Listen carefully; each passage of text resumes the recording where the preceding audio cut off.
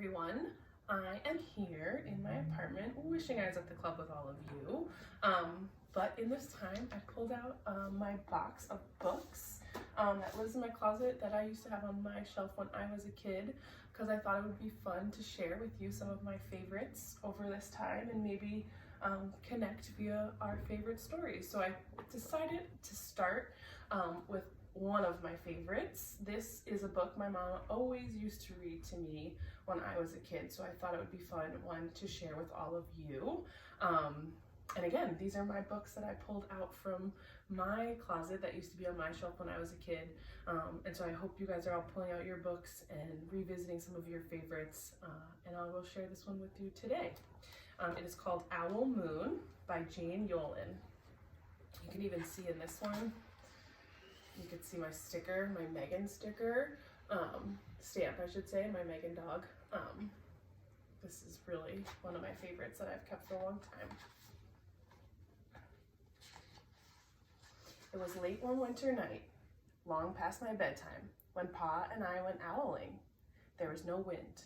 The trees stood still as giant statues, and the moon was so bright the sky seemed to shine. Somewhere behind us, a train whistle blew, long and low, like a sad, sad song. I could hear it through the woolen cap Pa had pulled down over my ears. A farm dog answered the train, and then a second dog joined in. They sang out, trains and dogs, for a real long time, and when their voices faded away, it was as quiet as a dream. We walked on towards the woods, Pa and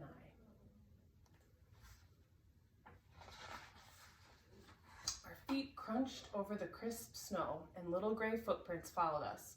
Pa made a long shadow, but mine was short and round. I had to run after him every now and then to keep up, and my short, round shadow bumped after me.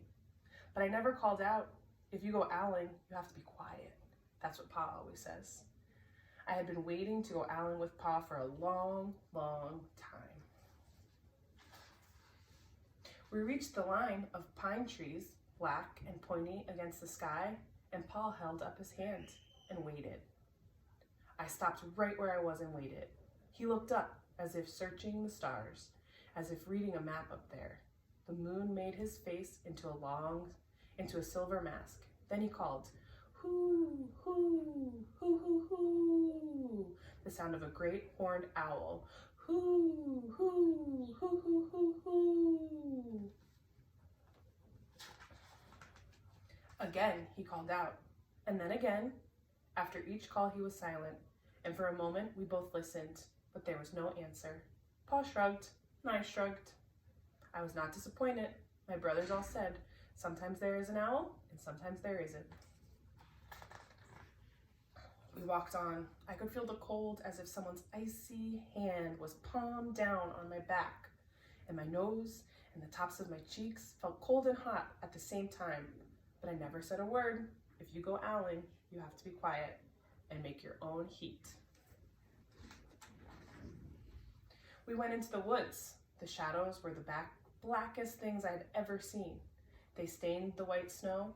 My mouth felt furry from the scarf over it. It was wet and warm.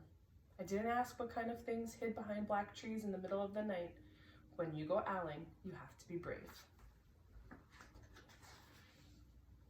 Then we came to a clearing in the dark woods. The moon was high above us. It seemed to fit exactly over the center of the clearing, and the snow below it was whiter than the milk in a cereal bowl. I sighed, and Pa held up his hand at the sound. I put my mittens over the scarf over my mouth and listened hard. And then Pa called, hoo, hoo, hoo, hoo, hoo, hoo. Hoo, hoo, hoo, hoo, hoo, hoo. I listened and looked so hard, my eyes hurt, and my eyes got cloudy with the cold. Pa raised his face to call out again, but before he could open his mouth, an echo came threading its way through the trees. Hoo, hoo, hoo, hoo, hoo, hoo. Pa almost smiled. Then he called back, hoo, hoo, hoo, hoo, hoo, hoo. just as if he and the owl were talking about supper, or about the woods, or the moon, or the cold. I took my mitten off the scarf, off my mouth, and I almost smiled too. The owl's call came closer, from high up in the trees on the edge of the meadow. Nothing in the meadow moved. All of a sudden, an owl shadow, part of the big tree shadow, lifted off and flew right over us. We watched silently, with heat in our mouths, the heat of all those words we had not spoken. The shadow hooted again.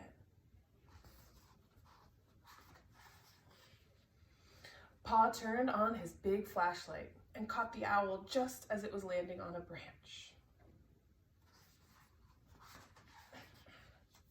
For 1 minute, 3 minutes, maybe even 100 minutes, we stared at one another.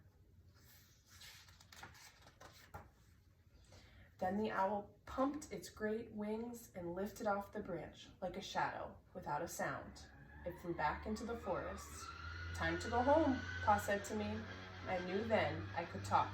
I could even laugh out loud, but I was a shadow as we walked home. When you go owling, you don't need words or warm or anything but hope. That's what Pa says, the kind of hope that flies on silent wings under a shining owl moon.